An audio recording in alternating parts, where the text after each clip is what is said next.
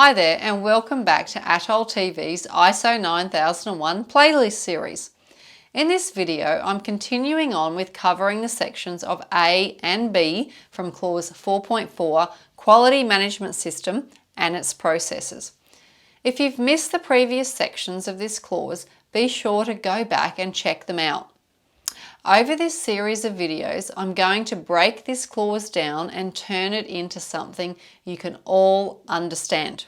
You'll then be able to apply this to your own organisation system and understand what the requirements will look like for you. No more guessing.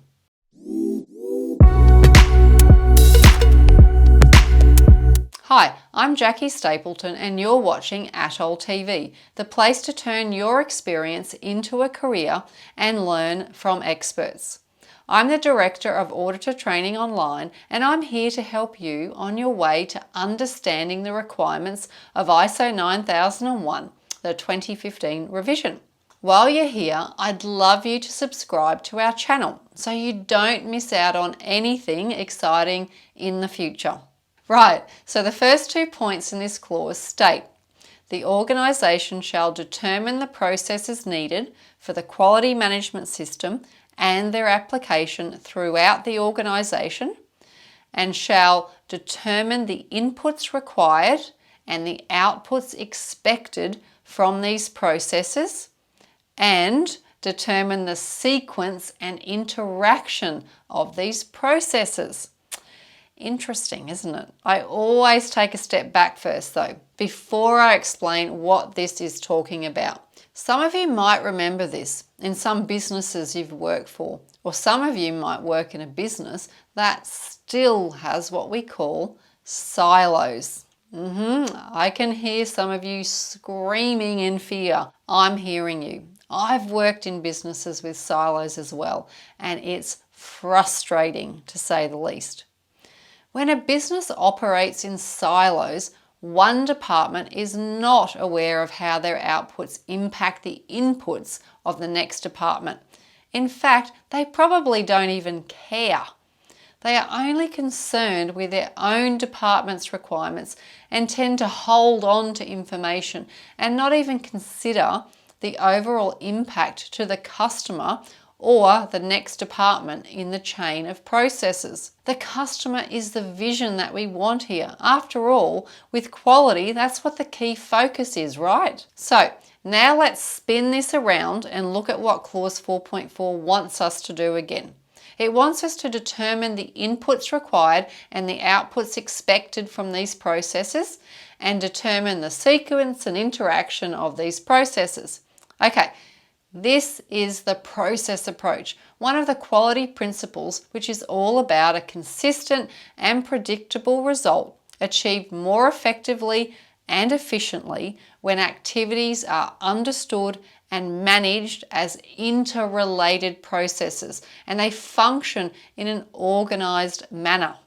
Now, let's take a look at inputs and outputs and see what examples we can come up with. Let's start from the beginning. What does a sales team need to be able to communicate products to their customers? They need to understand what the product is, how much it is, what it does, when it's available, what colour it is, what colour it can come in, and so on. All of these things are an output from a product development team and even a marketing team, and an input into the sales team. The sales team cannot do their job effectively without this information. If they did try to sell without this information, knowing sales teams, I'm sure they would still sell something, but would it be what the customer wants, or more importantly, what the business can deliver to the customer? You can see how important this is to get working within your business. The requirement for the sequence and interaction feeds nicely into the process approach as well.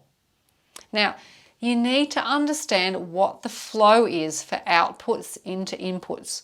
So what work or output is required before another department or person can do their job or the next step.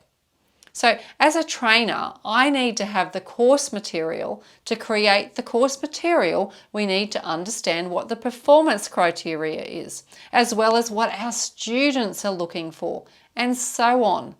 This can't be done out of sequence. How does this work in your organisation? Do you work in silos or do you follow the process approach? I'd love to hear your comments and challenges below. And of course, if you have any questions regarding this section of the clause, please comment below, as I'm only too happy to help. And don't forget to keep an eye out for the other parts of this clause that I've covered in this series, so you get the entire picture. Thanks for joining me, and please don't forget that Auditor Training Online is a recognised training provider, and we know how it works in the real world, so we're confident that we can help you to make a change in your life and join the most sought after profession out there. Go to our website and enrol in our training or register for one of our programs to transform your work and industry experience into a recognised qualification and career.